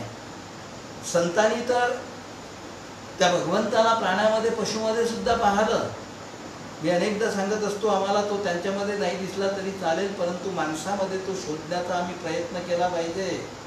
आणि म्हणून माणसाने माणसाशी माणसासारखं वागावं. हा साधा माणुसकीचा धर्म आहे, मानवता धर्म आहे. तो आम्हा सर्वांना कळला पाहिजे. कारण तो विचार संतांनी आमच्यापर्यंत पोहोचवला. संत घुसरकर बाबांनी तेच कार्य आमच्या जीवनामध्ये केलं. तो त्यांचा स्मृती सुगंध आपल्यापर्यंत मी पोहोचवण्याचा या ठिकाणी प्रयत्न केला. आणि म्हणून त्याच तळमळी पोटी आम्ही त्यांनी पशुपक्ष्यामध्ये त्यालाच भूतदया म्हटल्या गेलेली आहे. भूत म्हणजे प्राणी, मात्र मग त्याच्यामध्ये सर्व आले. आणि म्हणून ती तळमळ आमच्यामध्ये सुद्धा निर्माण झाली पाहिजे. मी आधी बोलून गेलो सुरुवातीला की आम्ही संताला मानतो, संताचं मानत नाही म्हणून बिघाड होऊन जातो. जसं आम्ही संताला मानतो तसं आम्ही संताचं मानलं पाहिजे. तोच संताचा आशीर्वाद ठरू शकतो. आशीर्वाद म्हणजे त्यांचे वचन ऐकून घ्यावे, देऊनी श्रवण, त्या फळवावे कार्य करून त्याशी आशीर्वाद बोलती, अशी आशीर्वादाची व्याख्या राष्ट्रसंत तुकडोजी महाराजांनी ग्रामगीतेमध्ये केली आहे. न होत गुरुची पूजा गुरुशी गंध लावून या, न होत गुरुची पूजा गुरुशी माळ घालून या, पूजा गुरुची होतसे वचनी त्यांची भावना, तसेची जगी वागणे जरी प्राणदायी क्षणा. हाय खरा गुरुचा आशीर्वाद. तो आशीर्वाद आम्ही मिळवण्याचा प्रयत्न केला पाहिजे. तो आशीर्वाद मिळवण्याकरताच जसं आम्ही संताला मानतो तसं संताला आम्ही मानलं पाहिजे. त्यांचे विचार आत्मसात केले पाहिजे. त्या विचाराचं अनुसरण आम्ही आमच्या जीवनामध्ये केलं पाहिजे. त्या विचाराचं अनुपालन आम्ही आमच्या जीवनामध्ये केलं पाहिजे. तरच आमच्या जीवनामध्ये कल्याण होऊ शकते. अहो, संतांनी आमच्या हातामध्ये परीस दिलेला आहे आणि संतांचा सहवास म्हणजे परिस्पर्श आहे. तो परिस्पर्श आम्ही आमच्या जीवनाला करून घेतला पाहिजे आणि आमच्या जीवनाचं सुद्धा सोनं आम्ही करून घेण्याचा प्रयत्न केला पाहिजे. जीवनाचं सोनं होऊ शकते आमच्या, आणि म्हणून तो परिस्पर्श आम्हाला साधला पाहिजे. संतांचा सहवास म्हणजे परिस्पर्श. तेव्हा त्या परिस्पर्शानं आम्हाला पुनीत व्हायचं आहे. मी आतापर्यंत या संवादाच्या माध्यमातून आपल्यासमोर ऋषीवर्य श्री संत घुसरकर बाबांच्या जीवनामधल्या काही स्मृती आपल्यासमोर ठेवण्याचा प्रयत्न केला. पुन्हा एकदा मी सकल संत विचार या फेसबुक पेजच्या माध्यमातून ही संधी मला उपलब्ध करून देण्यात आली. त्याबद्दल सर्व मंडळीचं मी या ठिकाणी अभिनंदन करतो, त्यांचे आभार मानतो. आणि जे काही सुचलं गुरुकृपेनं ते आपल्यासमोर मांडण्याचा या ठिकाणी प्रयत्न केला. परंतु संताला गुरुप्रमाणेच आमच्या जीवनामध्ये स्थान असावं. गुरु की निगाही मोक्ष है, गुरु वाक्य ही है संपदा, सेवा गुरु की जो करे पाता नहीं वह आपदा, हर संकटों पर मात करने की शक्ति उसे मिले, गर मौत भी वह आ गई आनंद ही फुले फुले. याच्यापेक्षा काय पाहिजे दुसरं जीवनामध्ये? याच्यापेक्षा कुठली कृपा पाहिजे? याच्यापेक्षा संतांचा कुठला आशीर्वाद आम्हाला पाहिजे? आणि मला एक सांगितलं पाहिजे शेवटी जाता जाता, संतांच्या 3 प्रतिमा असतात. त्या 3 प्रतिमा अशी, एक मृण्मय, एक चिन्मय आणि एक वाङ्मय. देह घेऊन या ठिकाणी अवतरित झाले. देवानी सुद्धा निर्गुण निराकाराने देह धारण केला मनुष्य रूपामध्ये या ठिकाणी आले, शरीर घेऊन या ठिकाणी आले. संतांनी सुद्धा त्यांचाही अधिकार फार मोठा असतो. पाहिजे तेव्हा येऊ शकतात, जाऊ शकतात, तिथेही स्थिर राहू शकतात. आणि मग देह धारण केला म्हणून देहाची एक दिवस माती होणे आहे. मग तो तुमच्या माझ्यासारख्या सामान्य माणसाचा असो, व्यक्तीचा असो, साधूचा असो, संताचा असो की देवाचा असो. हे एक रूप झालं. ही एक प्रतिमा संताची मृण्मय. मृद शब्दापासून मृण्मय शब्द तयार झालेला आहे. मृण्मय म्हणजे माती. आणि मग या देहाची माती एक दिवस होणे आहे. संपलं त्या ठिकाणी. अमर काय राहते पुढे आहे. एक चिन्मय रूप आहे. देवाचं रूप सच्चिदानंद रूप म्हटलं गेलेलं आहे. सत्य स्वरूप आहे, चैतन्य स्वरूप आहे, आनंद स्वरूप देव आहे. तेच संतामध्ये असते. आणि म्हणून चिन्मय एक रूप संताचं आहे. चैतन्य त्यांच्यामध्ये असते. आणि ते चैतन्य ज्ञानाचं असते. ज्ञानाचा प्रकाश त्यांच्यामध्ये असतो. प्रकाश म्हणजे चैतन्य. असं चैतन्य रूप एक स्वरूप संताचं आहे. परंतु देह संपल्यानंतर त्या देहामधलं चैतन्य सुद्धा निघून जाते. मग काय राहते शिल्लक? तिसरी प्रतिमा संताची वाङ्मय प्रतिमा. वाङ्मय रूपानं संत अमर राहतात. संतांनी जाताना आमच्याकरता आपलं हृदय या ठिकाणी ठेवलेलं आहे. ज्ञानेश्वर माऊलींनी ग्रंथराज ज्ञानेश्वरीच्या रूपानं आपलं हृदय या ठिकाणी ठेवलं. जगद्गुरु तुकोबारायांनी गाथ्याच्या रूपानं आपलं हृदय या ठिकाणी ठेवलं. राष्ट्रसंत तुकडोजी महाराजांनी ग्रामगीतेच्या माध्यमातून आपलं हृदय या ठिकाणी ठेवलं. ग्रामगीता माझे हृदय त्यात बैसले सद्गुरुराय, बोध त्यांचा प्रकाशमय कोणी सोडील विश्वाची. आपलं हृदय या ठिकाणी ठेवलं. घुसरकर बाबांनी त्यांच्या काव्य संपदेच्या रूपाने आपलं हृदय तुमच्या माझ्याकरता इथं ठेवलेलं आहे. त्या काव्यामध्ये तीच शक्ती आहे. तेच त्या काव्याचं स्वरूप आहे. उपदेशात्मक त्यांच्या रचना आहे. प्रबोधन त्यांच्यामधून फार मोठं होते. तर मी काही रचना आपल्यासमोर ठेवल्या सुद्धा. तेव्हा ती वाङ्मयी मूर्ती आहे घुसरकर बाबाची. हाही एक त्यांची स्मृती. हा सुगंध मी तुमच्यापर्यंत पोहोचवतो. त्यांची वाङ्मयी मूर्ती अमर आहे. 4 भजनाच्या पुस्तकाच्या रूपानं त्यांची वाङ्मयी मूर्ती तो ठेवा आमच्या जवळ आहे. त्यांचं हृदय आमच्या जवळ आहे. त्या हृदयाला आपलं हृदय भिडवण्याचा प्रयत्न केला पाहिजे. आई लहान बाळाला हृदयाशी कवटाळते. ते भिरी वाट पाहते. माझी आई कुठे आहे कळत नसते. काही भूक लागलेली असते किंवा कुठंतरी ओलसरपणा निर्माण झालेला असतो. आणि मग आईने जवळ घ्यावं असं तो बोलू शकत नाही. परंतु कदाचित त्या जीवाला वाटत असावं. आईने हृदयाशी कवटाळलं की त्याला हायसं वाटते. रडणंही थांबते, भीतीही थांबून जाते, सर्वच थांबते.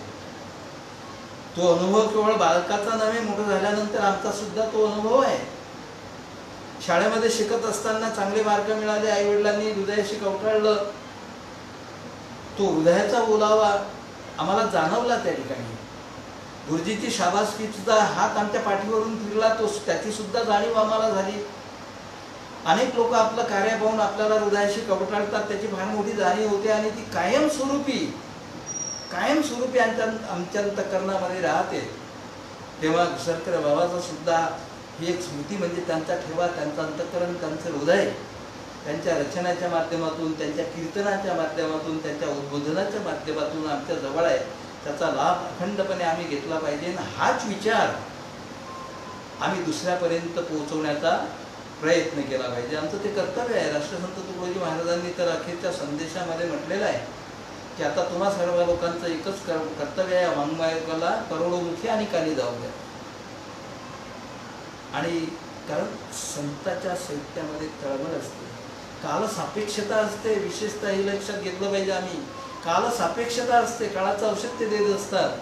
आणि म्हणून तो विचार समाजामध्ये पोहोचवणं ही एक आमचं कर्तव्य आहे. आणि म्हणून मी समस्त श्रोतृभक्तांना विनंती करेल की एक स्मृती आपल्या अंतःकरणामध्ये साठवून ठेवा की घुसरकर बाबांचा हा विचार आम्ही समाजापर्यंत पोहोचवू. ती स्मृती अंतःकरणामध्ये दृढ करा. आणि मग ते कार्य करत असताना जो सुगंध तुम्हाला मिळेल तो सुगंध अवर्णनीय असेल. शेवटी जाता जाता एक प्रसंग सांगतो. पूर्वीच्या काळी लग्न समारंभामध्ये अत्तर शिंपडण्याची पद्धत होती स्वागत म्हणून. नंतर मग ते स्प्रे वगैरे आले होते. आता ते सर्व बंद झालं. गुलाब पुष्पाने स्वागत व्हायचं. परंतु अत्तरदानीमधून मध्ये अत्तर घेऊन कुठला तरी एखादा व्यक्ती संपूर्ण मंडपामध्ये फिरायचा आणि लोकांच्या अंगावरती अत्तर शिंपडायचा. हे कार्य करीत असताना तो स्वतःच्या अंगावरती कधीच ते अत्तर शिंपडून घेत नव्हता. कारण एखाद्या तरुण मुलाकडे द्यायचं, रे हो चल लवकर जा बरं, संपूर्ण मंडपामध्ये फिर, 5 तू पोहोचला पाहिजे, अशी त्याला आज्ञा केली जायची. तो निघायचा बिचारा घाईघाईमध्ये आणि संपूर्ण मंडपामध्ये लोकांच्या अंगावरती, पाहुण्यांच्या अंगावरती अत्तर शिंपडायचा, त्यांचं स्वागत करायचा. त्या सुगंधामुळे त्यांना बरं वाटत होतं. पद्धत होती स्वागताची. आणि मग या कामातून निवृत्त झाल्यानंतर तो जेव्हा पुढे एखाद्या कोपऱ्यामध्ये उभा राहत होता, मला वाटते हा प्रसंग, ही गोष्ट आचार्य वेरुळकर गुरुजींनीच एकदा सांगितली होती. आणि मग कुठेतरी निवृत्त झाल्यानंतर कामातून तो कोपऱ्यामध्ये उभा राहायचा, तेव्हा त्याच्या नाकापर्यंत सुगंध पोचायचा. त्याने अंगावरती अंतर मारून घेतलं नाही, शिंपडून घेतलं नाही. मग हे घडलं कसं? अत्तर लोकांच्या अंगावरती शिंपडत असताना कळत नकळत 4-2 थेंब त्याच्या अंगावरती पडत असतात आणि त्या पडलेल्या अत्तराच्या थेंबाचा सुगंध त्याला कामातून निवृत्त झाल्यानंतर मिळत असतो. त्याचा आनंद त्याला मिळतो त्या सुगंधाचा. आणि मग असंच ह्या स्मृती जर आम्ही लोकांपर्यंत पोहोचवल्या, तो सुगंध आम्हाला चाखायला मिळेल. आम्हालाही आमचं जीवन कृतार्थ झाल्यासारखं वाटेल, धन्य झाल्यासारखं वाटेल. आणि म्हणून ह्या स्मृती आम्ही लोकांपर्यंत पोहोचवण्याचा, समाजापर्यंत पोहोचवण्याचा प्रयत्न केला पाहिजे. आणि त्या स्मृती पोहोचवण्याचा जो सुगंध आहे तो आम्ही चाखण्याचा प्रयत्न केला पाहिजे. तसंही माणसाचं जीवन मकरंद त्या भ्रमराप्रमाणे असला पाहिजे. भ्रमर जसा अनेक फुलावरती जाऊन मकरंद गोळा करतो, तसं आमचं जीवन असलं पाहिजे. बहुश्रुत माणसांनी बनलं पाहिजे. जिथून जे मिळवता येईल ते जास्तीत जास्त मिळवण्याचा माणसांनी प्रयत्न केला पाहिजे. त्याचं स्वतःचं कल्याण होईल, समाजापर्यंत ते वाटलं पाहिजे. कारण माणूस जीवनामध्ये अनेक गणित करत असतो. पैशाचं गणित खूप लोकांना जमते. एका घराचे 2 घरं झाले पाहिजे, 2 एकराचे 4 एकर झाले पाहिजे, जुना गाडीची मोटरसायकलची मग 4 व्हीलर आली पाहिजे. अनेक प्रकारचे मनोरे माणूस रचत असतो. प्रयत्नातून अनेकांचे मनोरे पूर्ण होतात, अनेकांचे मनोरे ढासळतात. स्वभाव आहे तो माणसाचा. केलं पाहिजे. हे अंकगणित अनेकांना जमते, परंतु एक गणित जीवनामध्ये केलं पाहिजे. त्याला विचाराचं गणित म्हटलं आहे. कसं असते विचाराचं गणित पहा. संकेत महाराज काळे यांच्याकडे 1 रुपया आहे, माझ्याकडेही 1 रुपया आहे. आम्ही एका ठिकाणी गप्पा मारत उभे आहोत. काय जाणीव झाली आमच्यामध्ये काय कळलं नाही. 1 रुपया मी माझ्या जवळचा संकेत महाराजांना दिला. त्यांना काय वाटलं काय माहिती, त्यांनी त्यांच्या जवळचा 1 रुपया मला दिला. आम्ही दोघांनी तो आमच्या खिशामध्ये टाकला. आता मला सांगा, आमच्या दोघांच्या सांपत्तिक स्थितीमध्ये काय फरक पडला? काहीच नाही, 0. कारण फक्त पैशाची 1 रुपयाची अदलाबदल आम्ही केली. हे पैशाचं अंकगणित आहे. पैशाची अदलाबदल आम्ही केली. कुठलाही सांपत्तिक स्थितीमध्ये फरक पडलेला नाही. परंतु एक चांगला विचार संकेत महाराज काळेंकडे आहे, एक चांगला विचार माझ्याकडे आहे. तो कदाचित आमच्या दोघांकडे नव्हता आणि त्या विचाराची अदलाबदल आम्ही केली. माझा विचार मी त्यांना सांगितला, त्यांचा विचार त्यांच्याकडून मी घेतला. घेत असतो मी अनेकदा संकेत महाराजांना फोन करतो, विचारतो. कारण त्यांचा फार मोठा अभ्यास झालेला आहे. हो, वेदाचा अभ्यास त्यांचा सुरू आहे. मग त्यांनी एक चांगला विचार मला दिला, एक चांगला विचार मी त्यांना दिला. आमच्या विचाराची दुप्पट झालेली आहे. हे गणित विचाराचं जीवनामध्ये माणसाने करण्याचा प्रयत्न केला पाहिजे. ते अंकगणित आम्हाला जमलं पाहिजे. एक चांगला विचार स्वीकारायचा, एक चांगला विचार द्यायचा आणि तो वाटत राहायचा. पाणी जोपर्यंत प्रवाहित असते तोपर्यंत कुठल्याही गोष्ट कामाकरता वापरता येते. एकदा ते साचलं, डबकं झालं की त्याच्यामध्ये दुर्गंधी सुटते, त्याच्यामध्ये जंतू निर्माण होतात. कुठल्याही कामाकरता ते उपयोगात येऊ शकत नाही. आणि म्हणून ज्ञान सुद्धा प्रवाहित असलं पाहिजे. जे जे आपणाशी ठावे ते ते इतराशी शिकवावे. शहाणे करून सोडावे सकळ जन. समर्थ रामदासांचा हा उपदेश आहे, आदेश आहे. राष्ट्रसंत तुकडोजी महाराज म्हणतात, जे जे आपणाशी कळते ते ते सांगावे सगळा ते, आपुलेची म्हणून सर्व ते माय बाप. आणि म्हणून